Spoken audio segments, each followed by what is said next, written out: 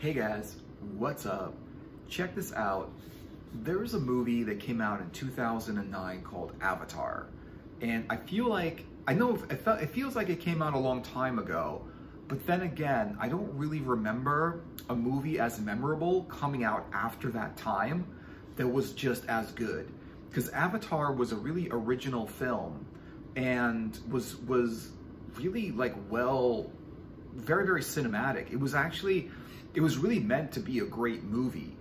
And it doesn't get a lot of people talking about it. I know at the time, people were saying how great this movie was. And I went to see it because everyone said how great it was. And I actually really loved it, which is strange because usually when someone says when a lot of people say how great some movie is, I always go to see the movie and I'm kind of not really disappointed, but I'm like, it's not as good as everyone said it was. But certain movies are as good as people say they are, like Terminator. Like my friends were telling me how great Terminator was. You have to see the movie. And when I saw it, I was like, yeah, that was a great movie. You know, there was just a lot of movies like that. But Avatar was a really awesome movie. It wasn't just like really cinematic and a lot of sci-fi effects and stuff.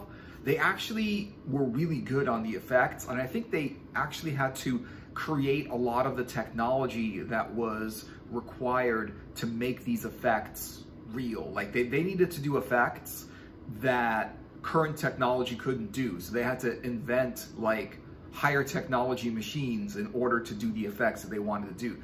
Same thing with the film, like the filming, something about the filming was not like, they weren't capable of doing the thing that they wanted to do with filming it with present technology, so they had to like invent new ways to film, new technology for filming the movie. What was cool about it is there's a lot of different concepts that go into this movie, and what was cool about it is that all of these concepts kind of work together, and there's a bunch of different meanings in this movie that are really kind of like obvious in the movie. The first one is the technology and the idea that somebody can teleport their consciousness into another person's body or into another body. And this is amazing concept because it's called Avatar, so the whole base of the movie is that you have an avatar. An avatar is like, basically you are in someone else's body experiencing their life, but they're not you, they're someone else's body. And that's an avatar, and that's why the movie is called Avatar. A lot of times with games, it's the same thing. You know, you end up being in the person, you feel like the person in the game. Like you feel, when you watch a movie, you feel like the person in the movie. Right, you follow that person in the movie like you're that person, and then you feel everything that happens to them, you know, so that it's an avatar kind of like thing, and that's why it's called Avatar. So it makes a lot of sense that they took it to the next level where they put it that the reason that they had these avatars was because they had to basically live on another planet, and they had to kind of like spy on the people that lived in that planet. And they were these tall, blue people. You know, they were like twice as tall as a regular person.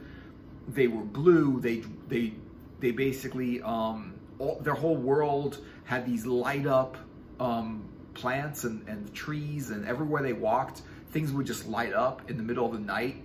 They had crazy, weird animals that were like dangerous. You couldn't actually like go there yourself. And even as your avatar, you know, you really wanted to protect that avatar because that avatar could still get killed inside. It was dangerous, you know, they could still get killed inside this kind of like light up extraterrestrial jungle place, like a big rainforest looking place. That looks like an Earth rainforest, but also lights up when you walk on it. There's lights everywhere, and there's weird creatures and animals that live there. And the other people, the blue people, like I forgot what their name was, but I don't even know, like there was some name that they had for themselves. But anyway, there were these like tall blue people, and they were aliens on another planet. They didn't know we were spying on them because we were inside their, the bodies of these people. So we looked just like them. They were like cloned bodies of this race of people on another planet. And they would be flying these birds, and they would be like riding these horses. They were like creatures that looked like horses, but they were like extraterrestrial horses. And they were like creatures that looked like birds, but they were like half bird, half dragon, half bat. They were just kind of a mixture of a lot of different birds and that you would see on Earth. But there were these extraterrestrial birds, and they would ride these birds. And they lived by this tree. It was an amazing, amazing, like, visual thing about not another civilization from outer space contacting us, but us contacting another civilization from outer space. And so what was interesting about that is the whole point of the whole mission was to go, infiltrate their tribe and see what it's like to live as they live, and, how they live and all this stuff. They were just really, really interested, because I don't know if there was other extraterrestrials that people were aware of at the time, because it's like the Earth, but it's like a science fiction Earth in the future. And so I don't know if there were other aliens on other planets, but this seemed to be like the alien planet that Earth people kind of like found, and they couldn't actually walk around in the atmosphere. So they had to kind of like teleport their consciousness into like a clone body that looked like those people, so they would blend in with their tribe and become one of them, and so that they'd be able to kind of like study them or like learn about them. Not as much study them, but they were really like, they were very much like anthropologists, where they were trying to learn about them. They were, but they wanted to learn about them. The best way to do it is to blend in and look like them. Just like if a alien wanted to learn about us, the best thing they could do is not like to show up in a UFO dressed like an alien. It's to look like one of us and just like blend in, and then just live life like we live, and they would learn about us and who we are. And we would never know that that person, wasn't like, Bill down the street, that guy was an actual alien from another planet, secretly disguised as one of us. And honestly, you know what? If you've got technology that is advanced enough, you can do this. There's no technology where you can do this now, but if you have technology that's advanced enough, you can do this. You can do this kind of a thing. So that's kind of interesting. And that was the main part of the movie. And that's why the whole thing was called Avatar. Because you basically would get into this avatar, and you would just walk around, and it'd be really cool because you would actually like experience life through this other being's body, and you'd experience life on that planet like you were native to that planet, and you would experience the other people that were around you as if you were their friend, or you were just part of them and stuff like that. And so that's an interesting idea that, if you look at it backwards, it also kind of works like, it kind of works like, yeah, we can infiltrate their society without them knowing, but an alien could, if they're advanced enough, could look like one of us and infiltrate our society, and we'd never know they were there, So that's one of the things that it was. And so I didn't get the DVD or anything like that, because I saw it in the theater. I didn't get the DVD. I don't know why. I just thought I saw it in the theater. I thought it was more of a theater cinematic experience kind of thing. And I know they had it in 3D, which was the most amazing thing. But I found like watching a 3D movie for 3 hours, I've heard some people talk about that it's a little bit tiring. So I was like, you know what? I'll just watch it in the regular 2D. But it was still the wide screen and everything that they did this in.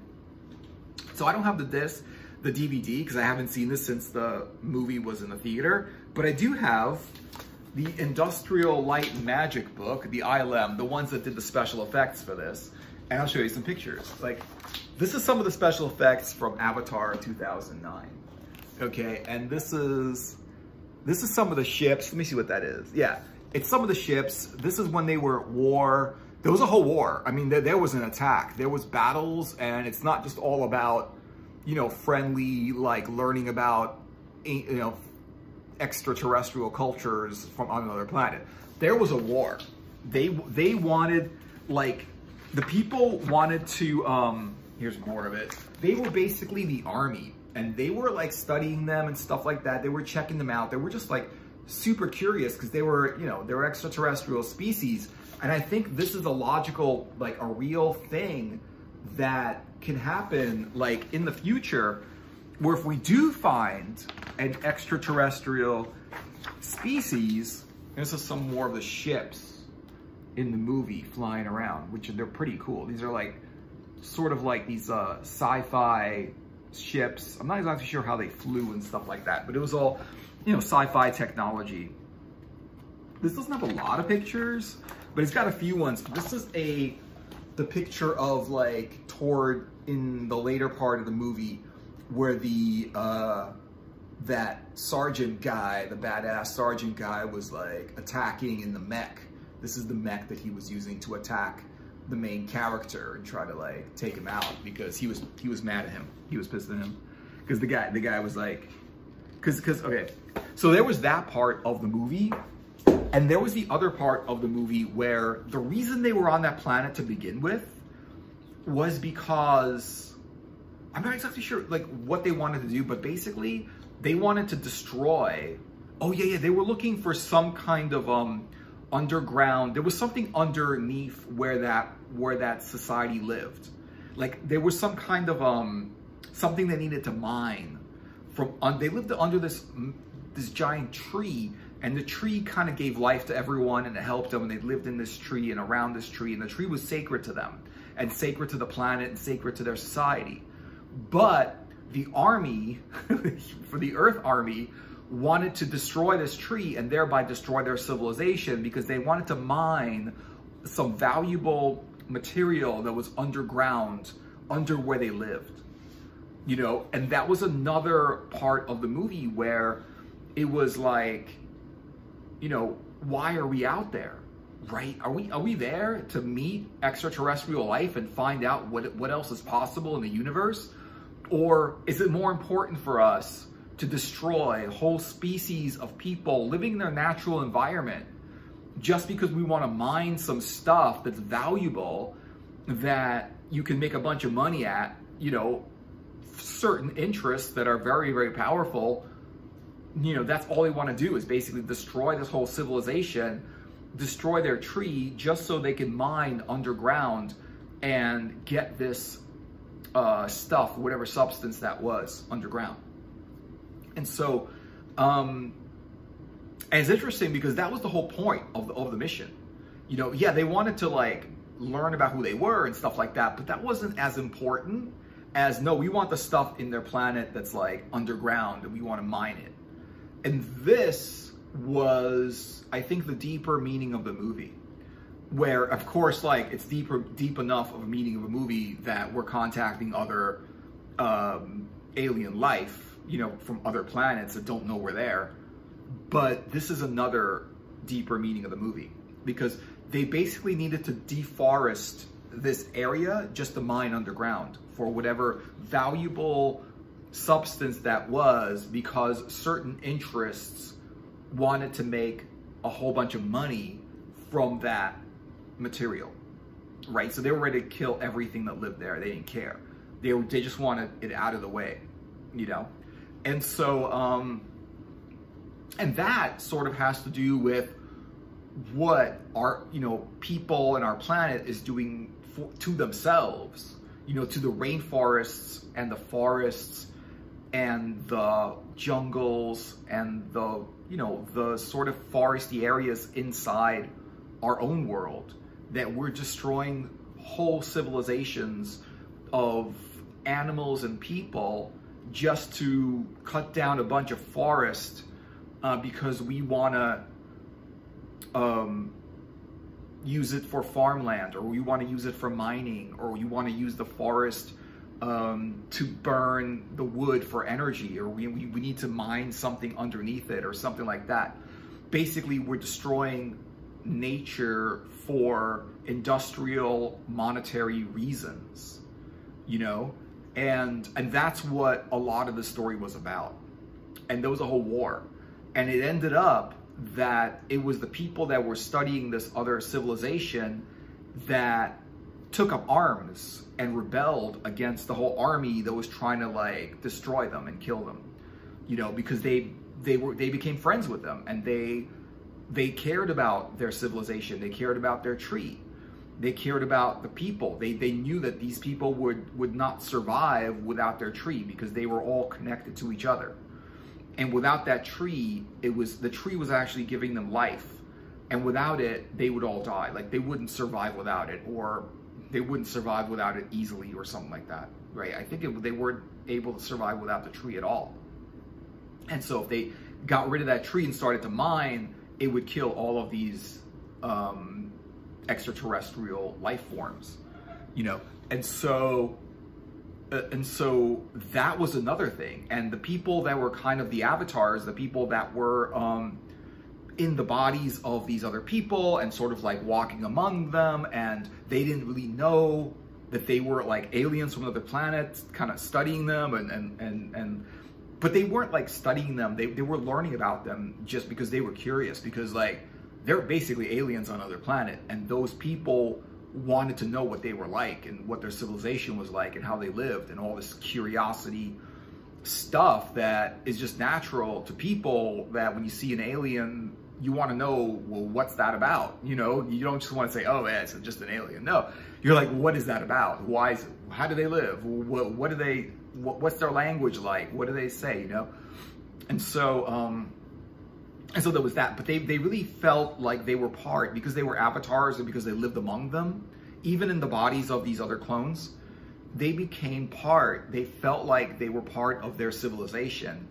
And what they did was they decided to warn them against that this army is coming, and so to defend themselves, because these creatures and these people on this other planet, they weren't just like, they were peaceful, but they were also warriors, and they were badass warriors, and they were twice as big as a human, and they were blue, and they were like, and they were like big, and they would ride dragons and these horses with more legs than, like, more than 4, I think it was a 6-legged horse or something like that. They were badass. It was like sort of like, they were like sort of like Indians fighting against cowboys, sort of like, you know, like the people of like the native people of North America fighting against a higher technology with what they had, you know, like fighting against like other invaders who had guns. Well, they had like bow and arrows, and they would use the bow and arrows to go up against the people with guns. It was the same thing there, because they had their technology, but they basically, you know, they had bow and arrows. They did not have high-tech weaponry. And obviously, like in the picture, you could see like the Earth army had mechs, and they didn't care. They were just like, it's their job. They were ordered to go in there and take them out. And for whatever reasons, they were just following orders, and they do not care. They were going to take them out, and under any circumstances, you know. And anyone that defended them was no longer considered part of the army. Like, the people that defended them were in the army, but they were considered traitors, and they were considered like, and they were like, they really faced getting completely killed by the army, or getting like charged with treason because they fought against their own army. And so what they did was, the people that were kind of like studying them and like learning about them warned them about it. They said, listen, these people are gonna come in, they're gonna have like airplanes, they're gonna have like mech suits on, they're gonna have high technology, and we gotta take them out. somehow, because you got to defend yourself, because they're really going to destroy everything. They're going to kill, they're going to knock down the tree, they're going to end everyone's life. It's going to be horrible, you know? So they were warned, so they realized, oh, okay, right. So they all basically got up to defend themselves and defend their tree and defend their civilization. And they basically ended up winning, you know, even though Earth had this high technology and everything, they still were able to defeat all of these invading ships and all of these mechs, because they knew more about the environment that they were in, and they were able to survive in that environment where the Earth forces did not really know a lot about how to survive in that kind of environment, and the whole atmosphere was not something that people can breathe. They could breathe it for a while, but not not for too long. And so basically, like, so they were able to defend themselves. They hopped on their dragons and their, you know, and their birds and their horses, and with spears and arrows and all kinds of, like, basically primitive weaponry, they were able to, you know, they were able to win the battle against, you know, the Earth forces trying to destroy them and their tree. And this is exactly, like, this whole plot, the whole concept is exactly what's happening on Earth to the animals and people that live in these native habitats, you know, because they're just, like, coming in there, cutting down a bunch of trees for financial reasons, for, like, industrial reasons, for special interest groups that kind of, like, bond with governmental agencies and sway their kind of thinking into their level, and basically go in there and, you know, just destroy whatever rainforest or whatever natural habitat is there. And all of the animals and, you know, all the people, they basically, that's their home, and they have nowhere to live after that. You know, how can these animals survive without their habitat? You know what I mean? It's like, they really can't survive without their habitat. Just like the Avatar, just like the aliens in Avatar, they wouldn't be able to survive without their tree. Same thing with a lot of the animals. Without their habitat, they really can't survive, because they're adapted only to live in that habitat. And it's very, very difficult. They'd have to readapt themselves in order to, like, find another area, but it would mess up a lot of the ecosystems and everything, because there'd be too many of one animal and too little of another animal. And if there's too many animals, they would eat all the food, and wouldn't be enough food for everyone, and it would just cause whole bunches of problems. And that's what kind of happens now. So what's interesting is that they're talking about what happens now and the way people are to their own planet, and they're saying in the future people are going to be that way to other planets. Like, it makes sense. Like, if somebody, you know, went out there and found some, you know, extraterrestrials in outer space, and they found some extraterrestrials in outer space, and people would be, like, excited and go, wow, there's life outside of Earth, and, you know, it's so interesting, we want to talk to them, and we want to meet them, and we want to know what they're like. And then all of a sudden they realize, well, it's a bunch of highly valuable substances inside their planet. And now it's like, now you have all of these other people saying, well, we don't care about them as much. We just want their natural resources, right? We just want their natural resources. And it's kind of like that. It talks about human nature and the dichotomy of human nature. Like, some people want to defend those other people and their habitat, and some people don't care about them and their habitat. They just want whatever they can get as a financial reward, even though it would kill the people and destroy their planet and all the animals and all the life forms on it, you know?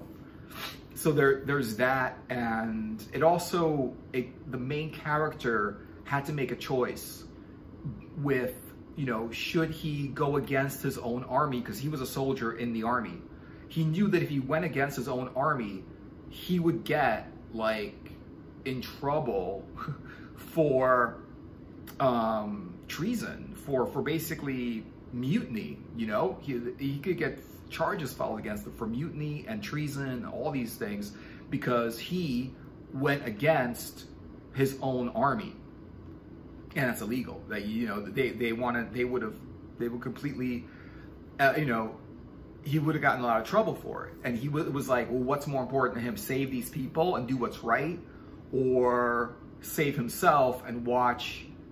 Because he fell in love with one of the characters, one of the female blue people on the planet. He kind of like fell in love with her and stuff, so he wanted to protect her because of that. So it was a little bit of a love story also, where he kind of like, he had this emotional connection with them. You know, he fell in love with one of the aliens or whatever who they were, and he learned to fly their bird and ride their horse, and he was accepted into their tribe and became one of them. You know, he couldn't just turn around and say, well, I'm actually in the army and we have to kill all of these people. It's like, you couldn't do it because it was wrong.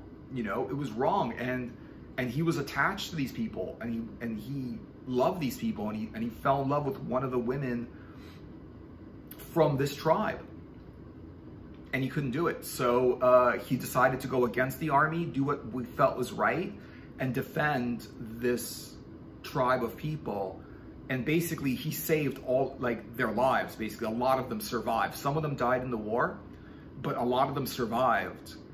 And it was because of him. It was because of his heroic action in doing what's right rather than what he was ordered to do, that saved the majority of a lot of this tribe. And it was sort of like a question of do what's right or do what your duty is, even if you know it's wrong. You know, it's like, how much will you do that you're just told to do? How much will you do that's just that you're told this is your duty and that this is what you have to do, when it contradicts what you feel and what you know and what you think is right? You know what I mean? What you know is right.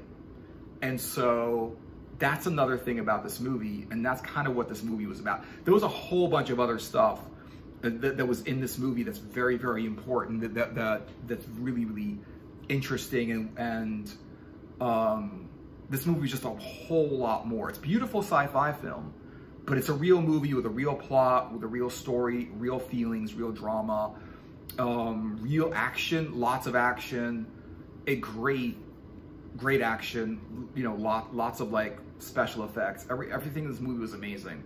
Definitely check out this movie if you haven't seen it, you know, and if you have seen it, then you know what I mean, because it was just a great, amazing movie. So yeah, so thanks for watching, guys. I hope you liked the video.